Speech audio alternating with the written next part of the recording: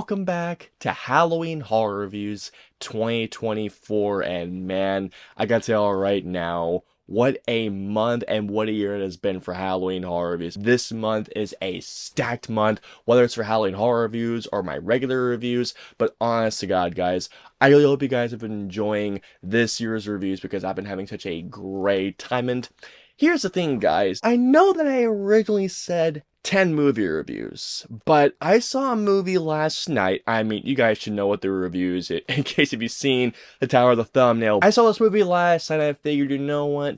I'm gonna give you guys a bonus review for this year's reviews because, man, I need to include this for not only this year's reviews, but just 2024 movies in general, knowing especially that this movie is in my top 5 most anticipated movies for the rest. So anyways, guys, with all that being said, guys, moving on to today's review, I'm here to talk about 2024's Terrifier 3, written and directed by Damien Leone. We once again follow Santa Shaw, who is once again betrayed by Lauren Rivera, who, after the events of the second Terrifier film, she is essentially struggling big time. This film takes place around Christmas time, and Santa Shaw is spending time with her in-laws to try and forget and move along with her brother Jonathan, who is in college, and both of them, like I just mentioned you guys earlier, are trying to rebuild lives and trying to move on. But as y'all can imagine, guys, unfortunately, Art the Clown comes back once again,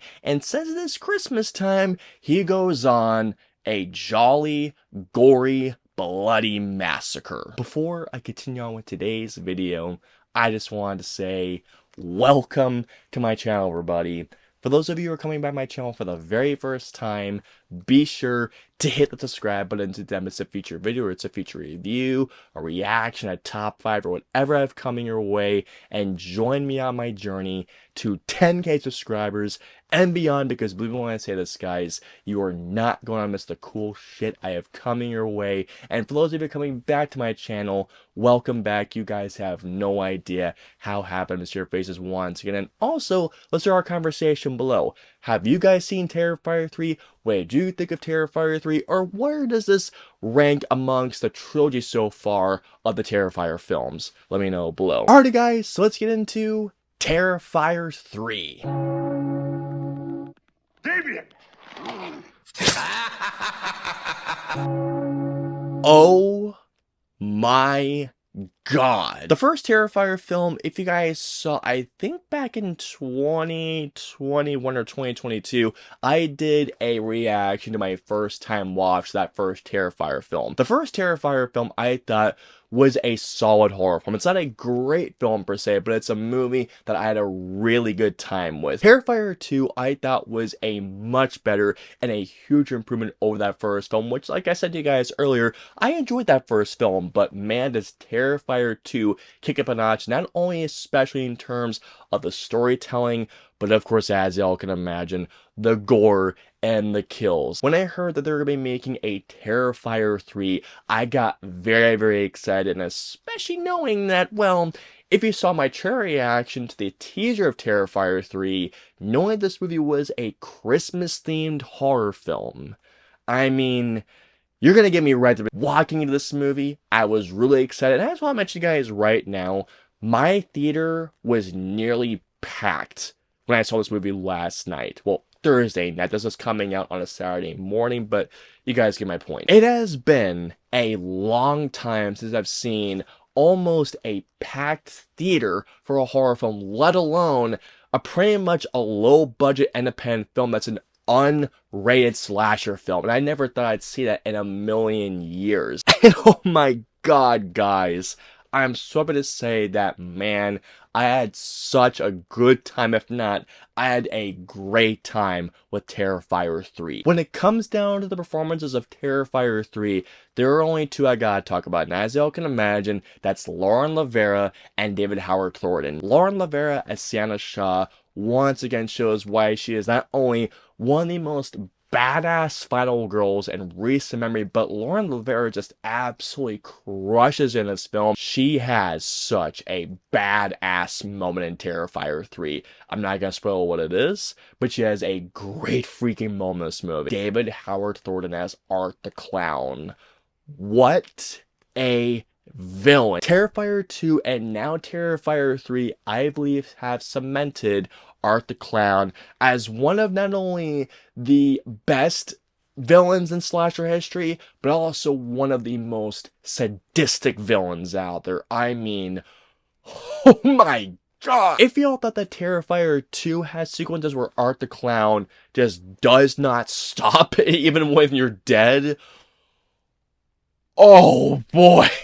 David Aaron Thornton has some moments where not only he was genuinely scary, but also out of nowhere freaking hilarious in this movie. Damien Leone's directing continuously impresses me, and he is a filmmaker that after Terrifier ends, I am really excited to see where Damien Leone goes. And it's not just in terms of the storytelling department, because the storytelling here has gotten really cool and genuinely compelling, but also in terms of his skills of just staging elaborate set pieces. Sienna Shaw's story has gotten so cool and genuinely compelling in Terrifier 3. While the storytelling has definitely gotten better throughout the course of Terrifier films, what's the real reason why people come to these movies? That's the set pieces, the kills, and the gory carnage, the bloody carnage. The set pieces here in Terrifier 3 have not only gotten more elaborate, but the creativity with each specific kill is just absolutely just wow. I have to give huge praise to how incredible the practical effects and the makeup are. For a film that, if I'm not mistaken, has like a 2.5 million budget, it might be around that budget, but man, there are kills in this movie where just seeing the practical effects makeup and the gore. I don't know how Damien Leone did it, but there are bits in this movie where holy crap. If I'm not mistaken, I believe that this movie was shot on Panavision anamorphic lenses, and even more so, I think this movie was shot on 35mm. Now, please correct me if I'm wrong below in the comments, but guys, nonetheless, I absolutely loved the film's look. Terrifier 3 has this old school look to it, like reminiscent of 80s and 90s slashers, that I absolutely loved. And this is a movie that I will happily buy on 4K. Terrifier 3 runs at such a better pace than Terrifier 2, guys. Now, no offense to Terrifier 2, because like I mentioned to you guys in my review of that film, I enjoyed Terrifier 2, but did it have to be almost 2.5 hours long? Absolutely not. While Terrifier 3 runs still over a little over 2 hours, I should say, are there bits in Terrifier 3 where it does slow down and it feels like it could get back onto the bloody carnage? Absolutely yes, sure, but at the same time, I feel like that for, I would say, about 95% of the time, Terrifier 3 for over 2 hours, it runs at a pretty nice pace. Happy purge, you old fuck!